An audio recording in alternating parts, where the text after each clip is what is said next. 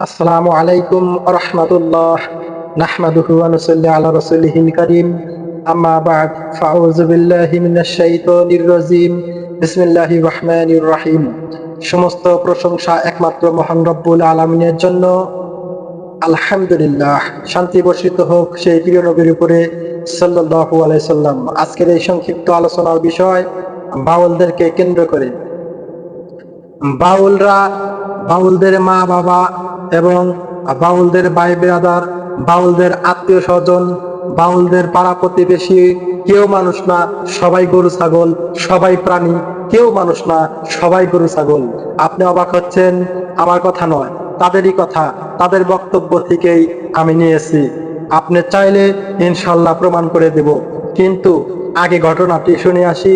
চলুন ভিডিওটি স্কিপ না করে পুরোপুরি ভিডিওটি দেখুন, তাহলে জানতে পারবেন কেন এই কথা বললাম যে বাউলদের মা বাবা, তাদের ভাই বেরাদার, তাদের পরিজন, তাদের আত্মীয় স্বজন কেউ মানুষ নয়, সবাই গরু ছাগল। কেন বললাম? আমি বলিনি, তারাই বলেছেন।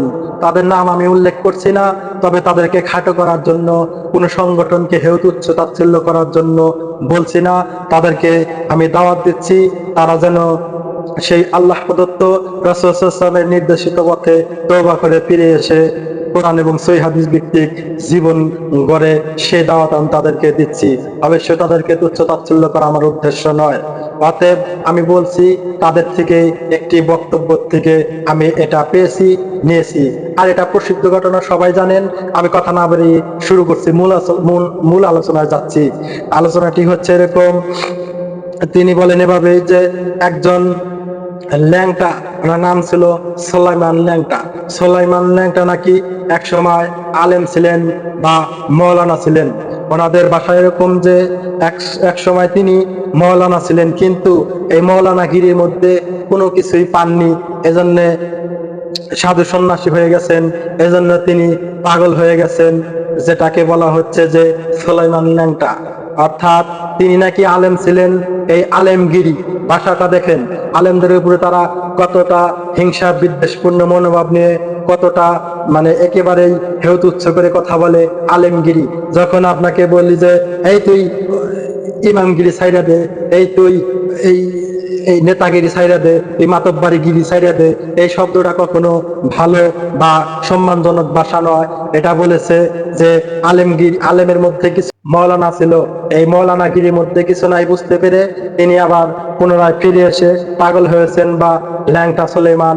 তো ওনার উনি যে গ্রামে বসবাস করতেন, সেই গ্রামে এরকম মেয়ে মানুষ, মহিলা মানুষ, মা বোন চলতে পারতো না তার কারণে, কারণ তিনি ন্যাংটা হয়ে চলাফেরা করেন, তিনি উলঙ্গ হয়ে চলাফেরা করেন।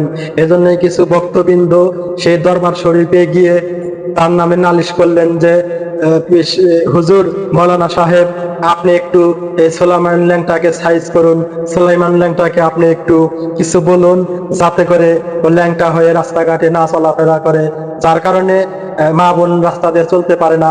অতএব আপনি এই সুলাইমান ল্যাংটাকে একটু কিছু বলুন, আপনাকে তার কাছে নিয়ে যেতে চাই।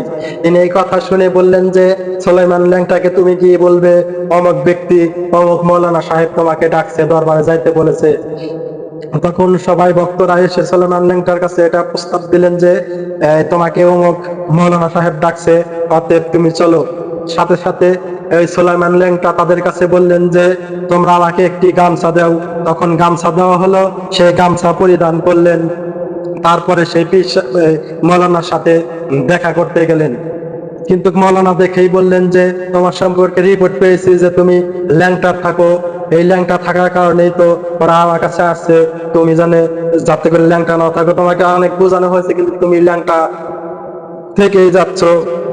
অতএব তুমি তো এখন কাপড় পরে আসছো, গামছা পরিহিত অবস্থা তোমাকে দেখতে পাচ্ছি, তুমি তো না বলে ল্যাংটা থাকো। তখন সেই মৌলানা সাহেবকে সুলাইমান ল্যাংটা বলল যে শোনেন, আমার এলাকায় কোনো মানুষ নাই, সেই কারণে আমি ল্যাংটা থাকি। তখন সেই মৌলানা সাহেব বলল যে কি বলো, এটা কথা হলো যে তোমার এলাকা মানুষ চাই তুমি ল্যাংটা থাকো। তখন এই সুলাইমান ল্যাংটা নাকি এভাবেই হাত উঁচা করে বগলের নিচ দিয়ে সেই মৌলানা সাহেবকে বললো যে দেখেন তো আপনি আমার বগলের নিচ দিয়ে তাকিয়ে। তখন সেই মৌলানা সাহেব বগলের নিচ দিয়ে তাকিয়ে দেখেন যে কোনো মানুষ নাই, সবাই নাকি ছাগল গরু, সব ছাগল গরু আছে, কোনো মানুষ নাই। আর একজন মাত্র মানুষ দেখা গেল। মৌলানা সাহেব বলল সব ছাগল গরু দেখতে পেলাম, একজন মাত্র মানুষ দেখতে পেলাম। তখন সুলাইমান ল্যাংটা বলল যে ওটা হচ্ছে আপনি, আর সব যা দেখতে পাচ্ছেন একজন মানুষ নাই, সবাই হচ্ছে ছাগল গরু। অতএব ছাগল গরুর সামনে ল্যাংটা থাকলে কি, কাপড় পরে থাকলে কি? আমি আমার বাসায় থাকলে ল্যাংটাই থাকতাম, ল্যাংটাই থাকি, এলাকায় দিয়ে ল্যাংটাই ঘোরাফেরা করি। যেহেতু আপনি মানুষ, মানুষের সামনে আসছি, অতএব কাপড় পরে আসছি। বোঝা গেল যে তাদের ধর্মে, তাদের মতদর্শ অনুযায়ী যারা জীবন গড়বে তারাই মানুষ, আর তারা মানুষ না যারা তাদের ধর্ম বিশ্বাস গ্রহণ না করবে। বোঝা গেল যে তাদের ধর্ম বিশ্বাস এমন যে পুরাপুরি ইসলাম বিমুখ, কোরআন সুন্নাহ বিমুখ, আলেম ওলামাদেরকে তারা বরদাস্ত করতে পারে না। এজন্য এই ঘটনার থেকে আরেকটি প্রমাণ করতে চাইলাম, সেটা হচ্ছে তাদের কি মা বাবা নাই, তাদের কি ভাই বন্ধু নাই, তাদের কি আত্মীয় স্বজন পাড়া প্রতিবেশী নাই, যে তাদেরকেও তো সে বললো যে কে কোনো মানুষই নেই, ওই মাওলানা সাহেব কেবলমাত্র মানুষ। অতএব তাদের যে মা জন্ম দিয়েছে, যে বাপের মাধ্যমে সে পৃথিবীতে এসেছে, যে বাপের মাধ্যমে এই পৃথিবীর মুখ দেখেছে, সে বাপ নাই, সেই মাও নাই, স্ত্রী সন্তান নাই, পাড়া প্রতিবেশী আত্মীয় স্বজন নাই তাদের, তারাও কি গরু ছাগল? অতএব আমাকে দোষারোপ করবেন না, তাদের বক্তব্য থেকেই বোঝা গেল যে তারা গরু ছাগল, তারা মানুষ নয়। অতএব এরকম আরো নিত্য নতুন ইসলামিক ভিডিও পেতে চাইলে আমাদের চ্যানেলটি সাবস্ক্রাইব করুন এবং লাইক কমেন্ট করে অন্যদের মাঝে শেয়ার করে ছড়িয়ে দিন। আমাদের পাশে থাকুন। আল্লাহ তাআলা আপনাদেরকে সুস্থ রাখুন, এই দোয়া করে আজকে আলোচনা এখানে শেষ করছি। সুবহানাকাল্লাহুম্মা ওয়া বিহামদিকা, আশহাদু আল্লা ইলাহা ইল্লা আনতা, আস্তাগফিরুকা ওয়া আতুবু ইলাইক।